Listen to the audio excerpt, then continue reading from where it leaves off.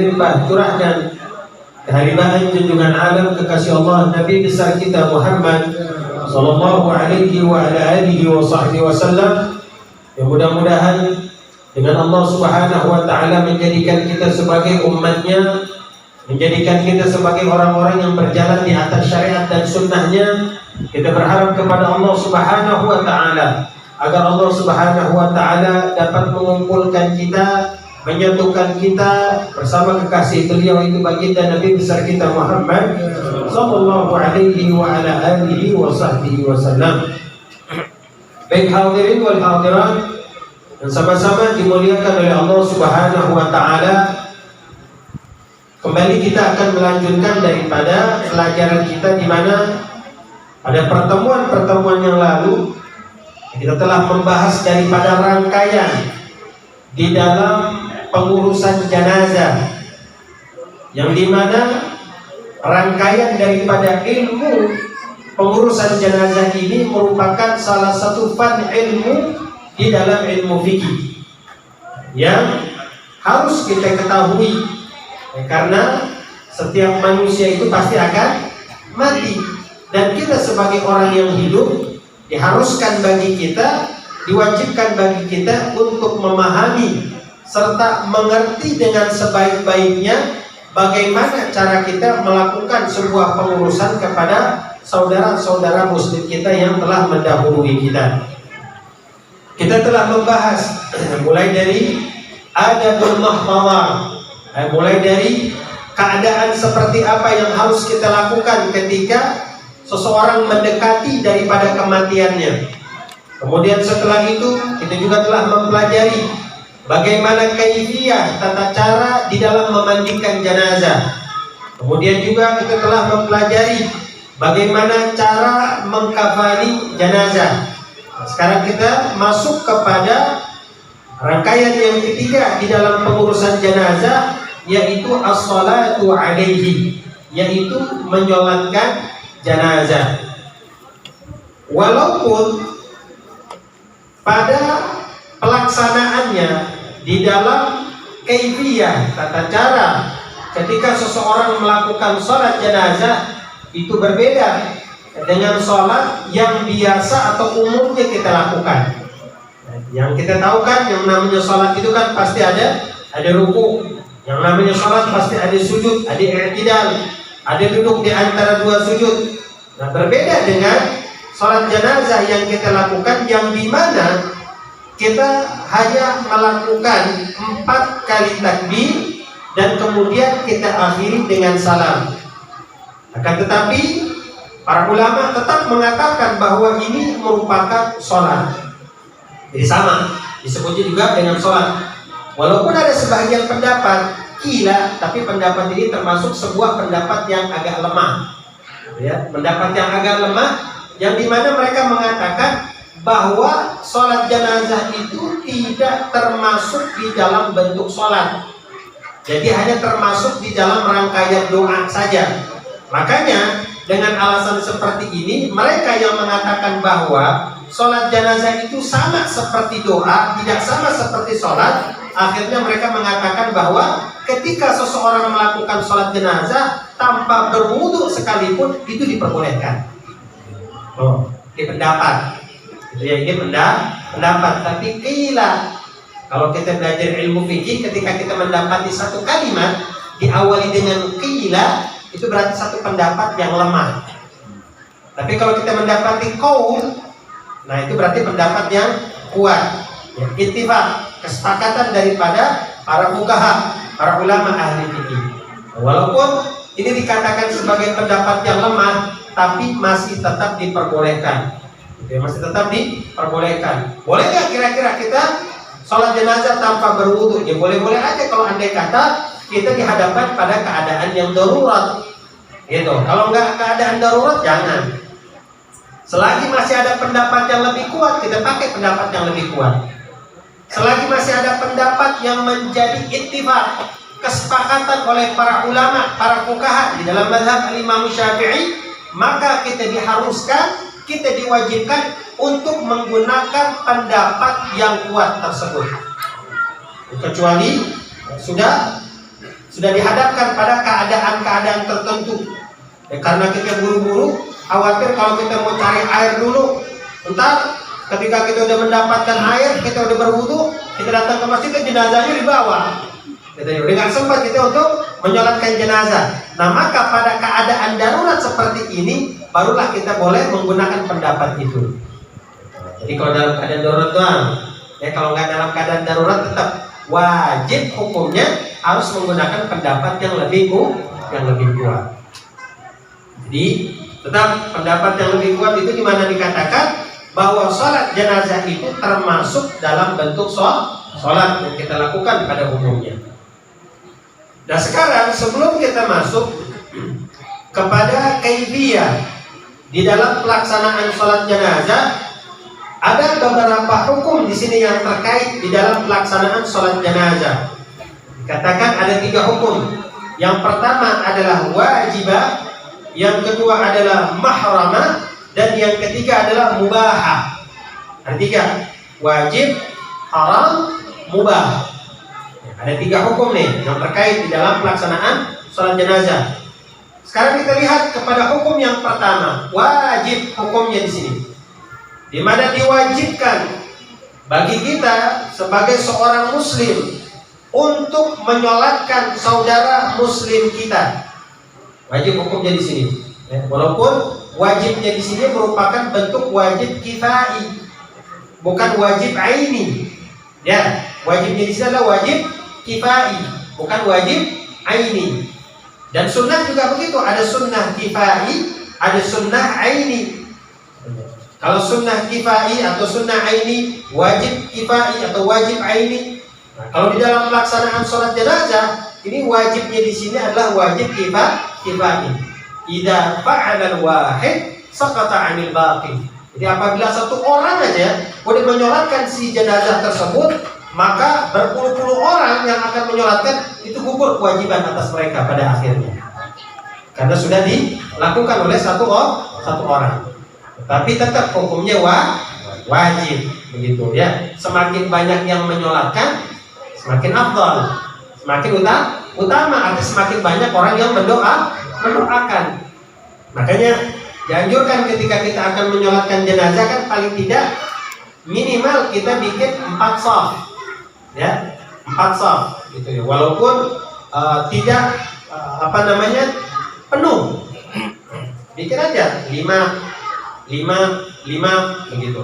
Jadikan menjadi 4 shaf, karena lebih banyak shafnya itu lebih afdal kalau di dalam pelaksanaan sholat jenazah.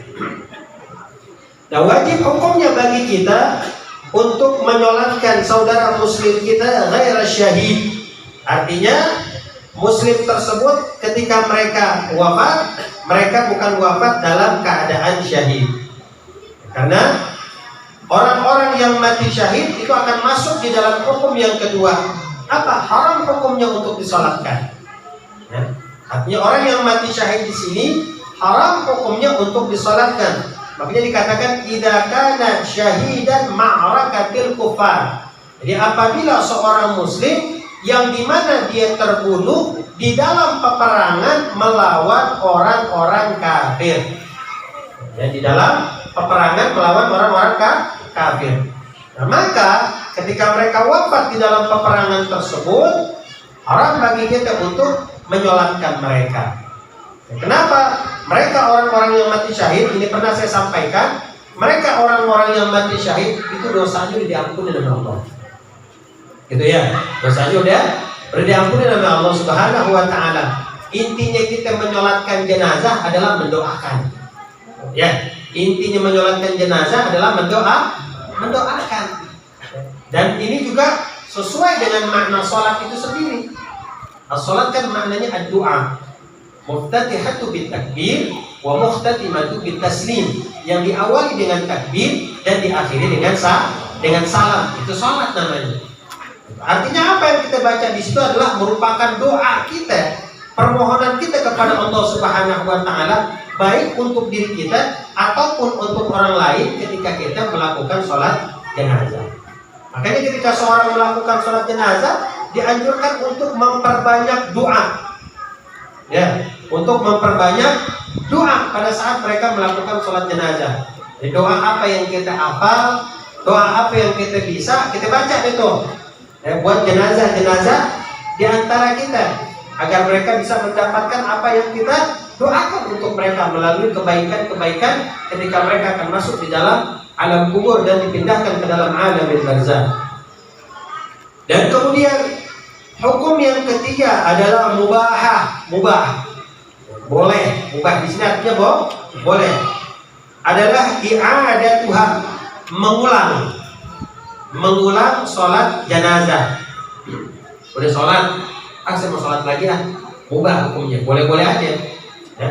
Pada tusan i'adatu sholat jenazah, tapi yang harus kita pahami adalah tidak disunnahkan bagi kita untuk mengulang kembali sholat jenazah yang sudah kita lakukan. Yang disunahkan, misalnya di musola ini disolatin, ketika mau dibawa ke kuburan ada musola lagi mau disolatin lagi, misalnya di sana di kuburan, ya kita nggak usah nyolatin lagi. Sekalipun kalau kita mau nyolatin, ya mubah aja hukumnya, boleh aja, tapi tidak disunahkan.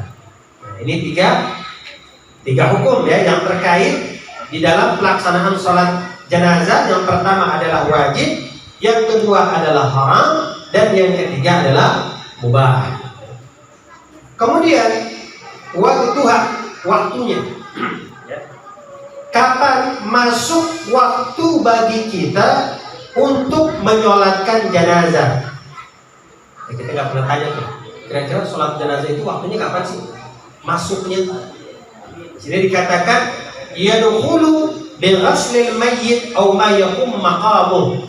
Artinya setelah mayit itu dimandikan walaupun belum dikafankan, maka telah masuk waktu bagi kita untuk melakukan sholat jenazah.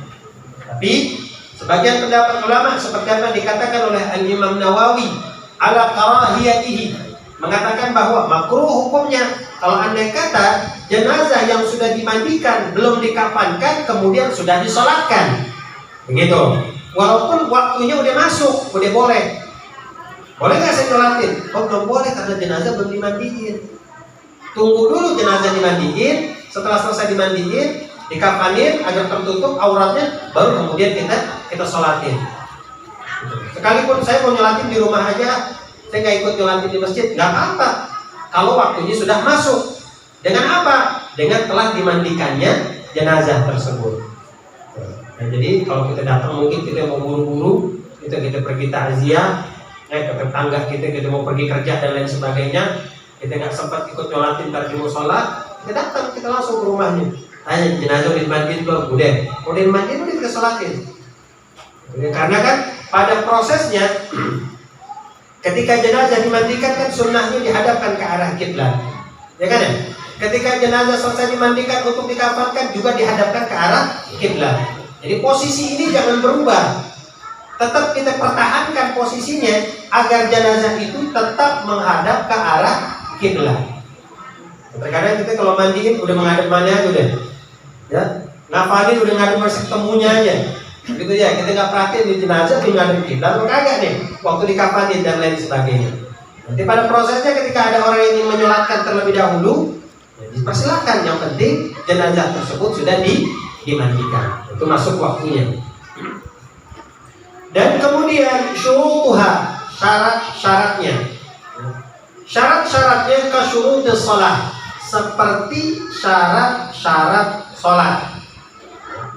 Min satrul aurah, menutup aurat, wastiqbalul kiblah, kemudian menghadap ke arah kiblah. Jadi syarat-syarat salat kan begitu, ya. Hal pertama adalah kita dalam keadaan suci, kemudian kita menutup aurat kita, kemudian kita menghadap ke arah kiblat. Jadi syaratnya sama seperti syarat salat pada umumnya yang kita lakukan. Kemudian wa yazidu an la yataqaddama 'ala al-mayyit, dan juga berdirinya kita tidak di depan mayit. Mayitnya di sini, nah kita di depannya sini. Ya.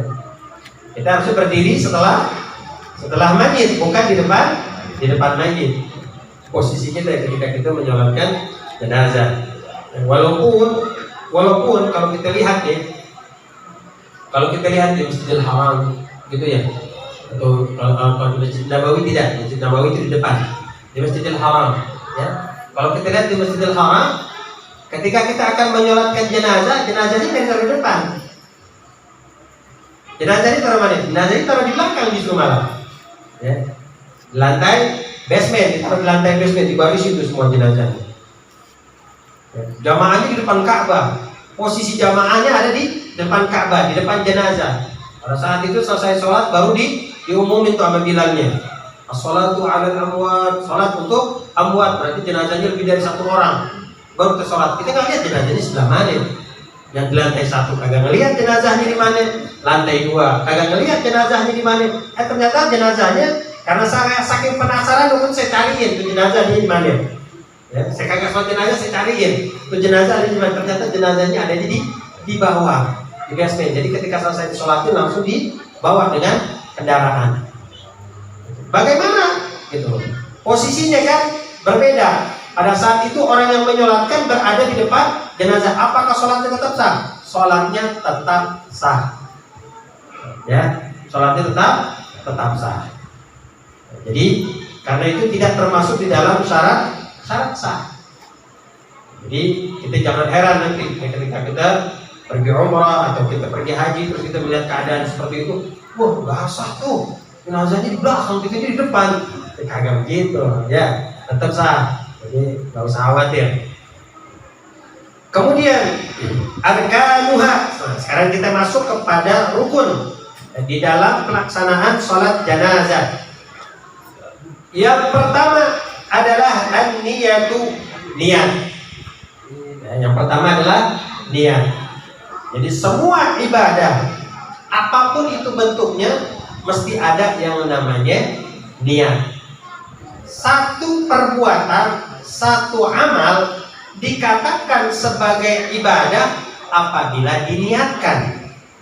Itu, ya. Jadi kalau satu amal, satu perbuatan, kemudian kita tidak niatkan perbuatan dan amal tersebut, maka perbuatan dan amal tersebut tidak dikatakan sebagai ibadah. Jadi yang membedakan antara amal biasa dan ibadah dengan niat. Makanya setiap kita melihat daripada rukun-rukun dalam ibadah bentuk apapun, sholat, kemudian puasa, kemudian zakat, kemudian haji, kemudian umrah, ya, kemudian udhiyah, menyembelih. Itu pasti semuanya rukunnya pertama adalah niat. Cuma pada pelaksanaannya berbeda. Ada yang niatnya diucapkan, ada yang niatnya di dalam hati. Begitu, ya. Walaupun pada sebagian perkara-perkara yang ada di dalam ilmu fikih, sesuatu kalau hanya di dalam hati saja nggak bakal jatuh. Ya. Kalau diucapkan baru jatuh. Kalau niat kan di dalam hati wajibnya, bukan diucapkan. Itu niat. Walaupun ada sebagian perkara yang diucapkan jatuh, di dalam hati nggak jatuh. Contohnya seperti apa? Seperti talak, cerai. Ya. Kalau kita bilang cerai sama bini kita, tapi bilang di dalam hati, cerai gitu. Dalam hati doang ngomongnya. Gitu, nggak kita ucap. Atau 100 kali kita ngomong cerai nggak bakal jatuh. Tapi kalau 1 kali kita ngomong saya ceraikan kamu, jatuh. Itu bedanya, ya. Jadi ada sebagian keadaan di mana apa yang diucapkan itu akan jatuh pada akhirnya. Tapi kalau apabila hanya terbesit di dalam hati, tidak. Kemudian seperti kurban, udhiyah, menyembelih. Kalau cuma dalam hati, saya niat beli kambing kurban, dalam hati doang kagak diucap. Ketika dipotong bukan kambing kurban nanti jatuh. Mesti diucap, gitu. Kalau kurban, gitu. Jadi nggak cukup hanya di dalam hati. Jadi ada beberapa keadaan, kembali ini saya ulangi. Jadi ada beberapa keadaan di mana kita harus mengucapkan yang tidak cukup hanya di dalam hati. Walaupun secara umum, secara aghlab, ibadah apapun itu bentuknya, niatnya adalah di dalam hati. Karena hati itu merupakan tempatnya niat. Dan hati itu merupakan tempat pandangannya Allah Subhanahu wa Ta'ala, dan Allah akan melihat kepada hati dan niat kita ketika kita beribadah. Dan dikatakan oleh baginda Rasulullah sallallahu alaihi wasallam, innamal a'malu binniyat, bahwa segala amal apapun itu bentuknya harus dilandaskan dengan niat. Ya.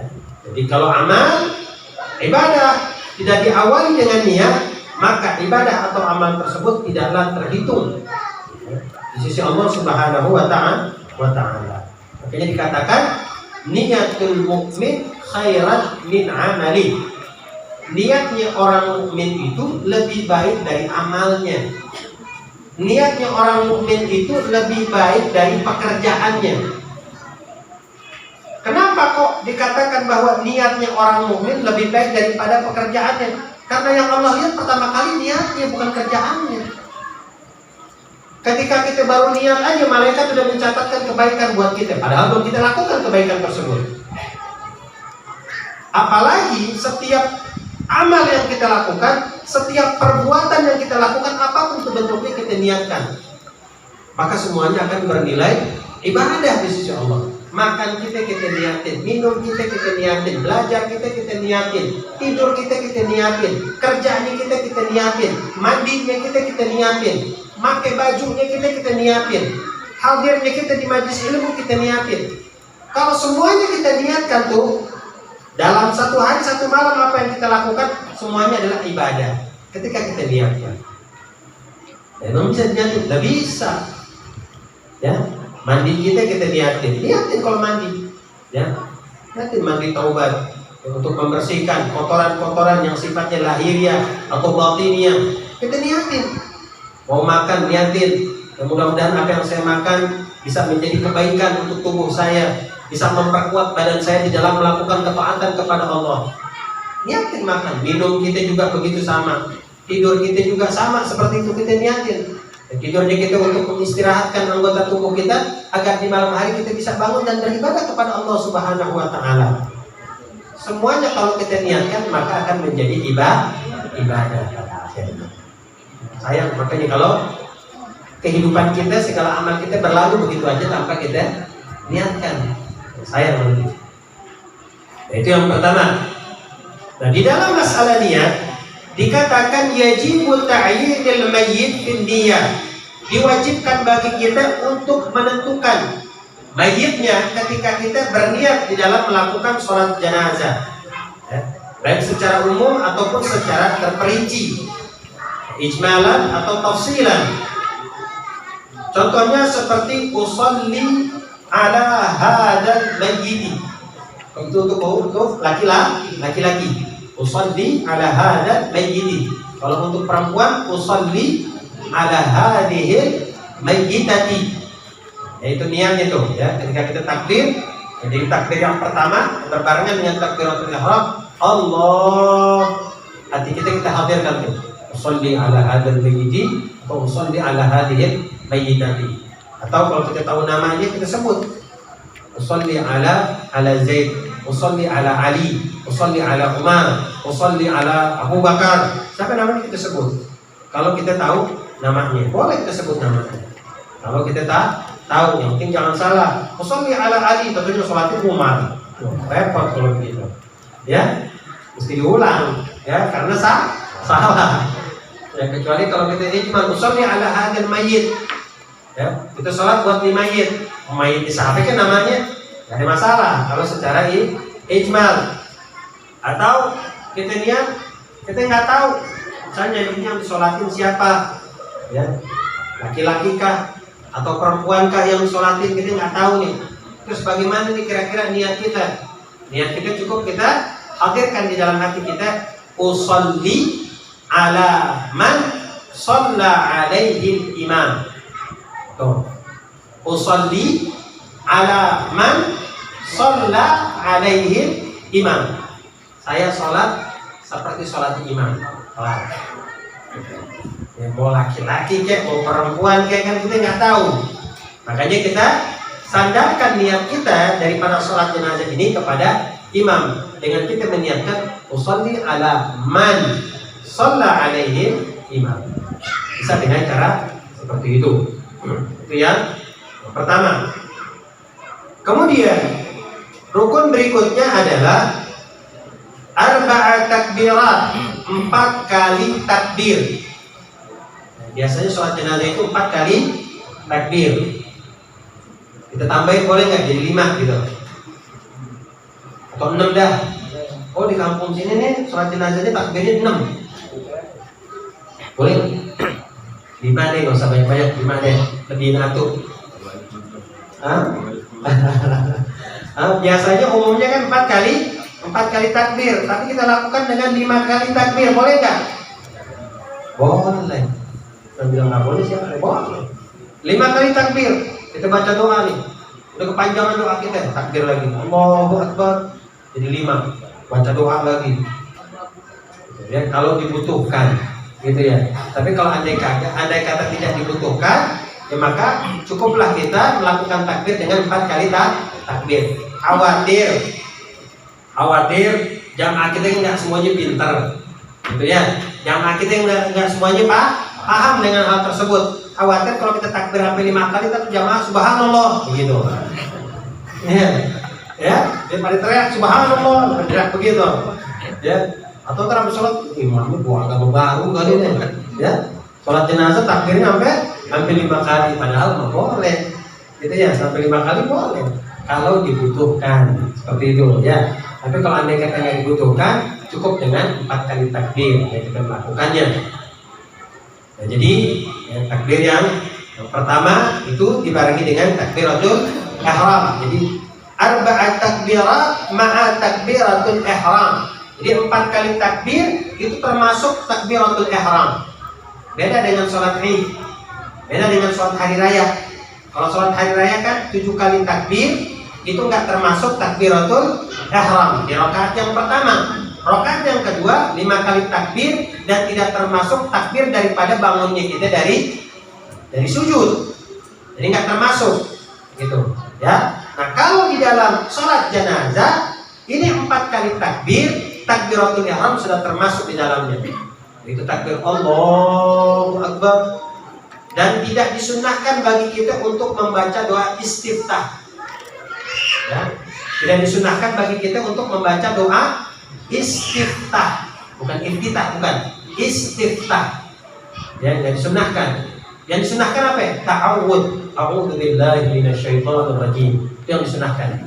Ya, baca doa istiftah tidak disunnahkan. Allahu akbar kabira walhamdulillahi kabira subhanallah. Disunnahkan. Karena apa? Para ulama mengatakan bahwa agar sholat tersebut bisa cepat dilakukan. Jadi nggak berlama-lama, nggak tertawal di dalam pelaksanaan sholat. Makanya tidak disunahkan untuk melakukan atau membaca daripada doa istiftah.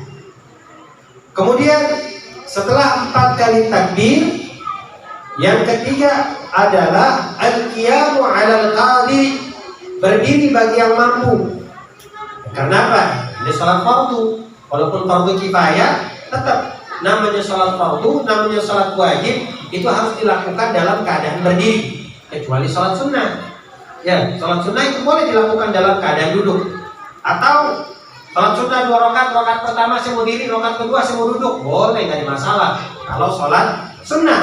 Tapi kalau sholat fardu, kalau sholat wajib itu harus al-qiyamu, tapi alal qadir, bagi yang mampu, yang bisa melakukannya dengan cara berdiri. Kalau andai kata mereka tidak mampu untuk melakukannya dengan cara berdiri, wa yajuzu yajlisu lil ajiz, maka diperbolehkan untuk dilakukan dalam keadaan duduk bagi mereka orang-orang yang ajiz, yang tidak mampu. Jadi boleh duduk, ya. Kemudian yang keempat, qiraatul Fatihah, ya, membaca Fatihah. Jadi Fatihah biasa kita baca di takbir yang keberapa itu? Takbir yang pertama. Saya mau baca Fatihah di takbir yang kedua, atau saya mau baca Fatihah di takbir yang ketiga, atau saya mau baca Fatihah di takbir yang keempat, boleh nggak? Boleh. Ya, selama ini kita terlalu terpaku dengan Fatihah di takbir yang pertama. Makanya di sini dikatakan ya juzu, dan diperbolehkan antakuna ba'da takbiratul ula, baca Fatihah itu di takbir yang pertama, au tsaniyah, atau takbir yang kedua, au tsalitsah, atau takbir yang ketiga, au rabi'ah, atau takbir yang keempat. Boleh. Ya, kita boleh milih baca Fatihah ini takbir yang keberapa. Wala talzamu an takuna ba'da takbiratul ula. Tidak diharuskan di mana Fatihah itu kita baca pada takbir yang pertama. Tapi biasanya kita baca Fatihah itu di takbir yang pertama urutannya, gitu ya. Kalau kita rubah-rubah kita kagok, ya, kita bingung. Ya, di takbir yang pertama kita baca A'udzubillahi minasyaitonirrajim. Diam sebentar, baru Bismillahirrahmanirrahim. Alhamdulillahirabbil alamin. Jadi antara ta'awudz dengan bismillah kita kasih jeda sedikit. Supaya apa? Supaya ta'awudz dan bismillah itu, karena ta'awudz bukan bagian daripada surat Al-Fatihah, makanya kita kasih jeda. Kita kasih jeda sedikit. A'udzubillahi minasyaitonirrajim. Bismillahirrahmanirrahim. Alhamdulillahirabbil alamin.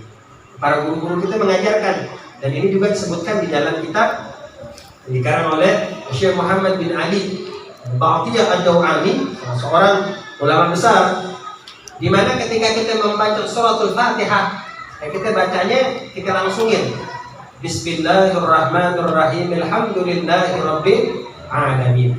Jadi bismillah dengan alhamdulillah ini kita satuin bacanya. Kenapa? Gitu ya, sebenarnya mau dipisah juga nggak apa-apa, gitu ya. Kenapa kok ada anjuran untuk membacanya itu disatukan antara bismillah dengan alhamdulillah? Bismillahirrahmanirrahim. Alhamdulillahirabbil alamin. Guru-guru kita mengatakan bahwa membaca suratul Fatihah kemudian menyambungkan bismillah dengan alhamdulillah secara bersamaan itu menjadi salah satu sebab seseorang mendapatkan wafat dalam keadaan husnul khatimah. Ya, kalau kita baca Bismillahirrahmanirrahim. Alhamdulillahirabbil alamin. Disambung, ya. Jadi mau di dalam sholat kek, mau di luar sholat kek, ya, tetap wal qalin amin. Mau di dalam sholat, mau di luar sholat, sunnah kita mengucapkan amin. Seperti itu, ya. Qiraatul Fatihah, ya.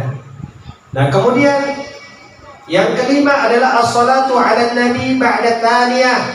Setelah kita selesai membaca suratul Fatihah di takbir yang pertama, maka di takbir yang kedua kita membaca sholawat kepada Nabi. Minimal aqalluha Allahumma sholli ala Muhammad. Paling sedikit tuh Allahumma sholli ala Muhammad. Jadi disunahkan bagi kita, ya, biasanya kita baca sholawat Ibrahimiyah, ya, sholawat Ibrahimiyah yang biasa kita baca di dalam sholat, ya. Itu biasanya kita baca sholawat itu. Kalau saya mau baca sholawat yang lain boleh nggak? Sirah sholawatnya, redaksi sholawatnya yang lain boleh nggak? Boleh. Sholawat apa aja boleh. Ya, mau kita baca yang kita tahu silahkan. Minimal Allahumma sholli ala Muhammad, itu paling sedikit. Ya. Kemudian yang keenam, ad-du'a lil mayyit ba'da tsalitsa. Ada pelaksanaan takbir yang ketiga, doa untuk mayyit. Selesai kita baca sholawat, kita takbir lagi, Allahu Akbar. Takbir yang ketiga baru kita doain mayyit. An yakuna khalisan lil mayyit. Jadi doa yang kita baca pada takbir yang ketiga itu benar-benar kita khususkan buat si mayyit. Jadi kalau andai kata mayyitnya anak kecil misal, nggak boleh kita doain orang tuanya. Kalau orang tuanya masih hidup, gitu. Nggak boleh kita doain orang tuanya. Artinya dikatakan halayati. Halayati di sini artinya tidak cukup, artinya tidak diperbolehkan kalimatnya. Ad-du'a li abawai. Doa untuk kedua orang tua. Aktifli, kalau andai kata yang meninggal itu adalah anak kecil.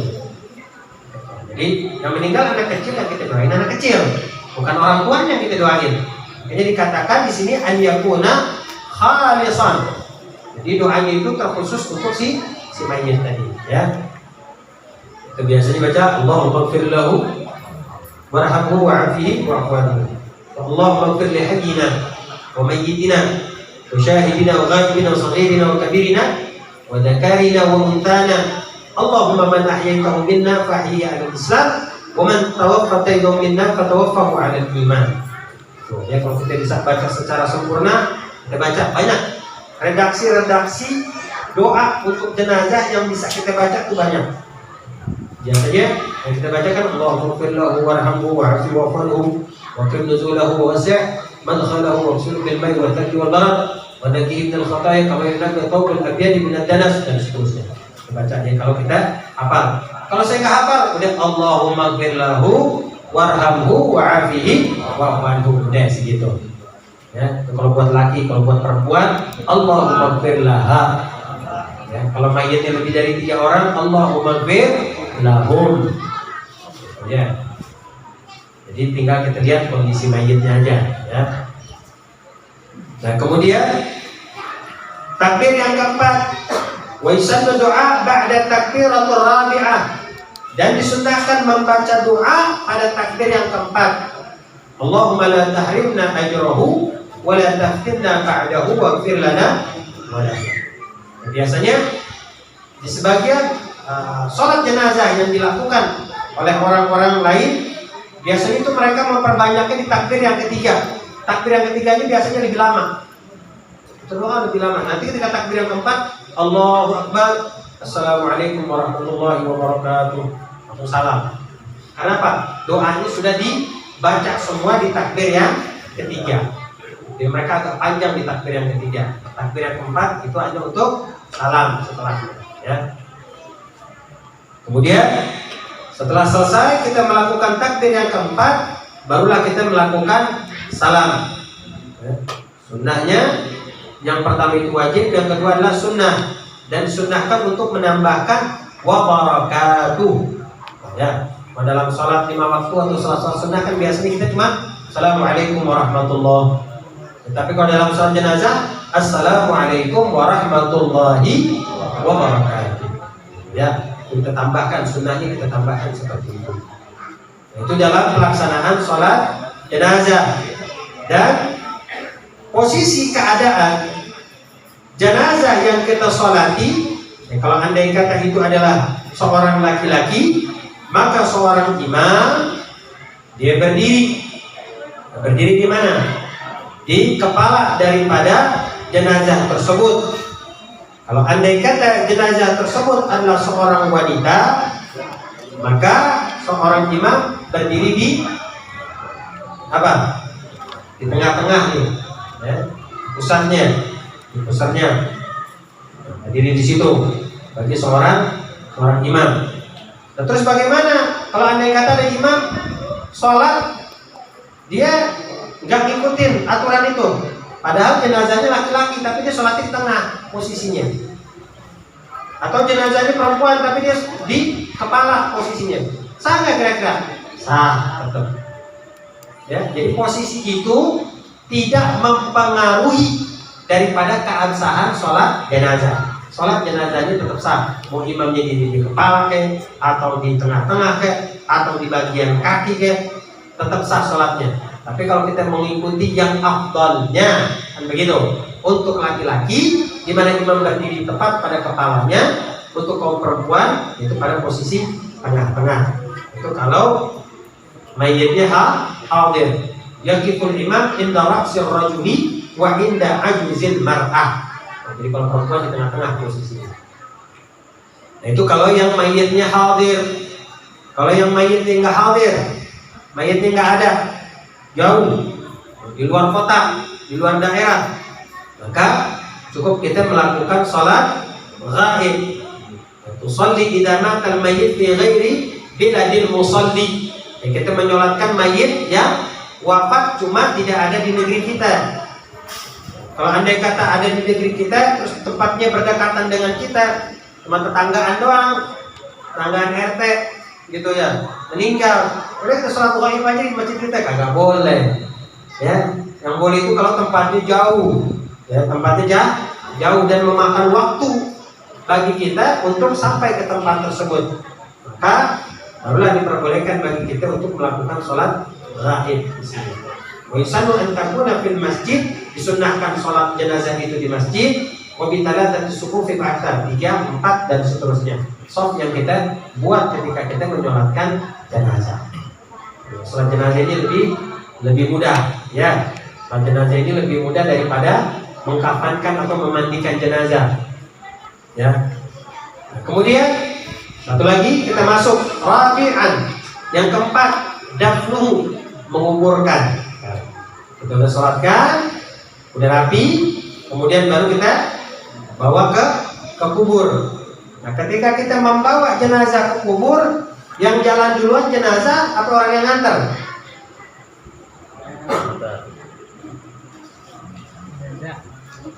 Hah? Yang jalan duluan jenazahnya apa orang yang nganter? Yang nganternya yang jalan duluan.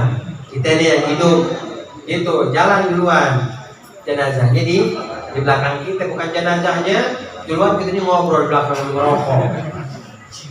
Ya, agak ada inget-inget mati gitu ngantri jenazah, gak ada, malah ngobrol. Ya.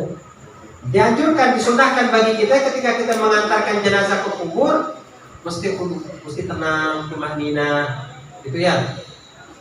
Mengingat tentang kematian, tentang keadaan bahwa satu masa keadaan kita bakal seperti ini.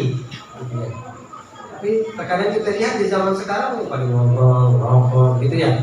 Kadang berzikir, kadang ya. Berzikir, iringi jenazah-jenazah di antara kita ketika kita mengantarkannya dengan apa? Berzikir.